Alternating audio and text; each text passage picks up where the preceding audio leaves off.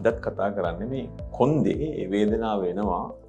ඒ ලෙඩුන්ගේ ස්නායු ආබාධයක් නැත්නම් වෙනත් මොන ආබාධද තියෙන්නේ ඒවට මොකද්ද කරන්න පුළුවන් ප්‍රතිකාර කියන එක. අපි දන්නවා බොහෝ වෙලාවට මම කලින් වැඩසටහන කිව්වා වගේ හන්දි මස් පිඩු වලින් මේ වේදනාව වෙනවා. ඒකට හේතුවක් තියෙනවා.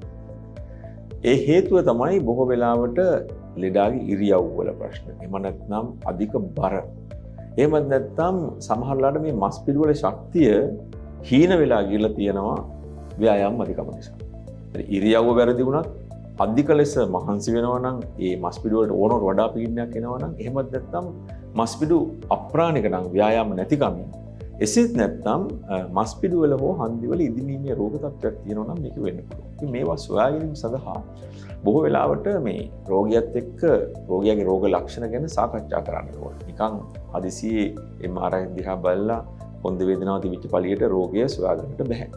මෙතනදී ඉදිමීමේ රෝගයක් හන්දි වල තියෙනවද මස් පිඩු වල තියෙනවද කියලා බලන ලේ පරීක්ෂණ කරන්නට ඕනේ. ඊට අමතරව MRI පරීක්ෂණයක් කරාට පස්සේ දැඩි ලෙස ස්නායු තෙරපීමක් නෑ කියන එක තහවුරු කරගන්න අපිට පුළුවන්. හැබැයි ඒ වගේම අපි මේ කොඳු වැට පෙළ නැවල දිග ඇරිලා කරන එක්ස්රේ එකක් කරලා බලන්නට ඕන. මොකද සමහරවිට මේ අස්ථි එහා මෙහා වීම නිසා මේ කැක්කුම් යන නිසා.